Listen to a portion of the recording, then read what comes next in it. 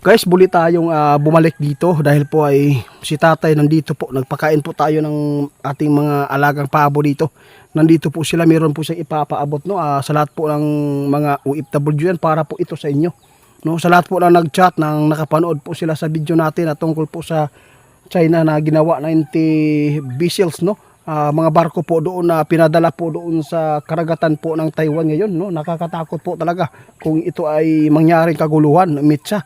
Kaya naparito po tayo ulit para ipaabot sa inyo tungkol po sa kaguluhan na nangyayari po doon sa China at saka sa Taiwan. Kasi po ang Taiwan po talaga ay hindi po yan natatakot lalaban po talaga.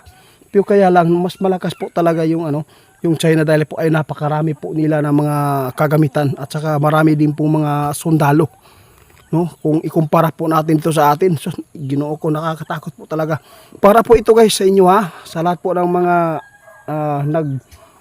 sa atin, nag-PM kanina, muli nag-PM sila dahil po ay nakita nila yung video namin guys na ipinapaabot po ng ating mga kaibigan.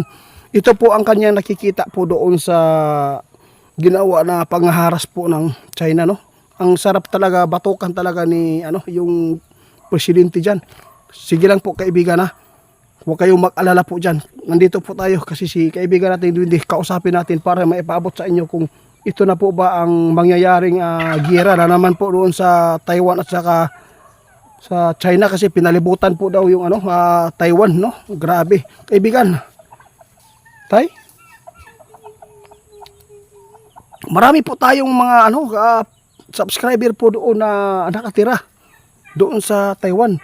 Gusto po daw nilang malaman kasi po ang iba umiiyak po talaga sa natin guys sa FB dahil po ay nagpapaabot po sila na baka ito na po yung katapusan po namin dito kapag ito ay mangyari yung kaguluhan kasi po hindi pa kami handa na umuwi dahil po ay yung mga pamilya po namin hindi po pwede daw talaga iwan po nila yung mga asawa po nila doon kaibigan.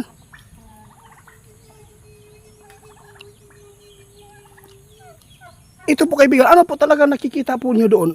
Ito na po ba ang sinasabi po niyo na susunod na bansa na magkagira?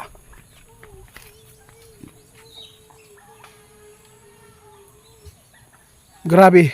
Guys, ang sabi po natin kaibigan sobra po talaga ang mga ginagawang mga harassment po ng China, no? Napakatakaw po talaga, selfish po talagang mga taga China po ngayon dahil po sa mga teritoryo na gusto po nilang angkinin. At saka doon sa Pilipinas guys, kung hindi po yung Pilipinas po na umiwas ay hindi po talaga maganda kapag mainitin po yung nagbabantay po doon ng mga kapwa natin Pilipino. Malaki po talagang problema. Pero mas maganda po daw ipaabot ni kaibigan na kung paano po natin po ay iwasan at labanan para po hindi tayo pangbubuli at pangharas po nila. Ano pong maisabi po nyo dito tayo para po maipaabot po natin para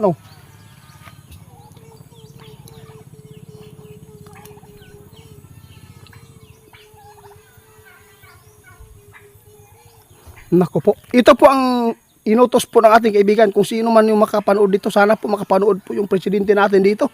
No, ang sabi po ng ating kaibigan ngayon guys, mas maganda po talaga no, lalaban po tayo.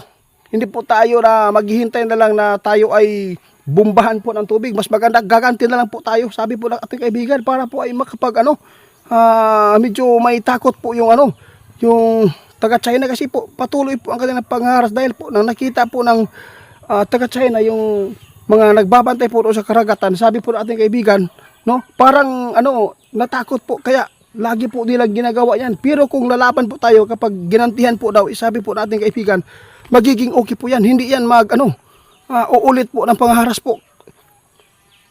Pananakot lang pala yung ginagawa po nila kaibigan. Ito po ang sabi po ng ating kaibigan tinuruan na po kayo. Lalaban kayo dyan. Oo, sabi po ng ating kaibigan. Subukan po ninyo gumanti. Pero wag lang po kayong magpapaputok kasi bawal po talaga yan kapag pinapaputok po nyo yan. Mas lalong iinit kasi mayroon pong mga kampi-kampihan po ng mga bansa. Baka po matuluyan po yung kaguluhan. Mas maganda, pag binumba kayo ng tubig, bumbahin po ninyo ng tubig. Sabi po ng ating kaibigan na si Shoto, ni tatay. Ito po yung nakita nyo tayo, pananakot po yung iba. Dapat po talaga tayo mapanood po ito ng mga nasa taas po ngayon. Ito po yung sinasabi, nakita po ng ating kaibigan. Alam mo ba kung ano po ang ginagawa po nila noon nang naputulan po ng daliri yung sundalo? Sundalo ba yun? Mga marin, di ba? Meron naputulan. Anong ginawa? No, kahit naputulan, hindi po sila lumalaban. Mas maganda sana to yun. Lumalaban na lang sila para po ay kung sakali man na magtutugis ay pantay-pantay na. Kung patuloy po ang pag-iiwas po pala ng mga nakabantay po doon sa West Philippines, ng mga kapwa natin Pilipino, ito po ang pinakamahirap dahil po mas lalo tayong binubuli. Ito pala yung ginagawa pala nila, pananakot lang din. Basta hindi lang po daw kayo magpapaputok kaysa, huwag po ninyong paputukan yung tao, huwag po ninyong paktayin kasi mahirap po talaga yan. Bawal po talaga yan. Mas maganda kung binumba kayo ng tubig, bumpahin po ninyo ng tubig. Kapag binato kayo ng bato, batuhin po nyo ng bato.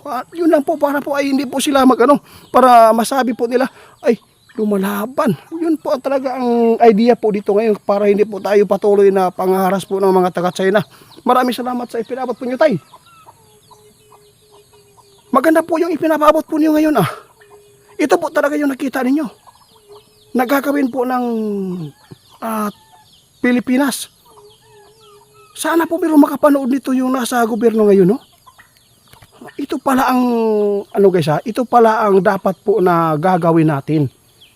Kaya pala patuloy po kanilang pangaharas, pamamasok po dito sa teritoryo natin at saka dahil pananakot yan. Kaya yung iba namang nagbabantay na, napakaliit po talaga yung mga barko nila.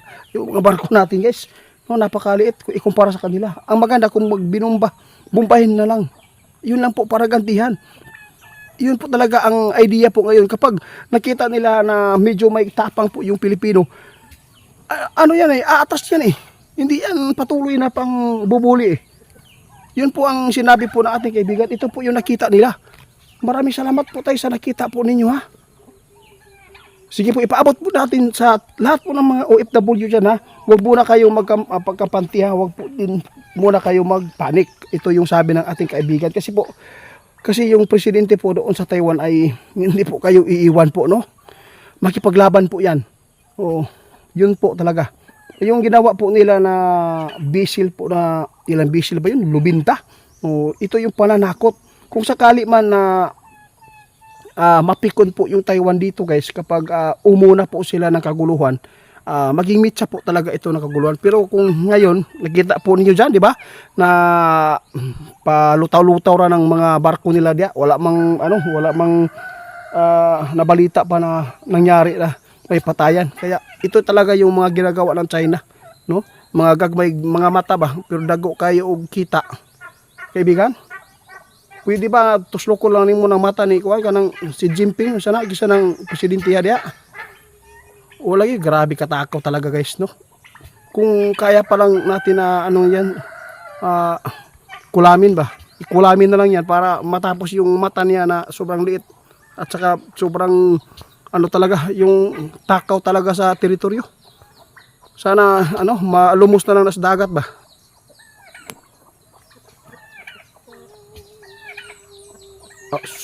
Sorry po tayo, no? Pasensya na po tayo. Nadala lang ako sa emosyon ko dahil sa galit ba.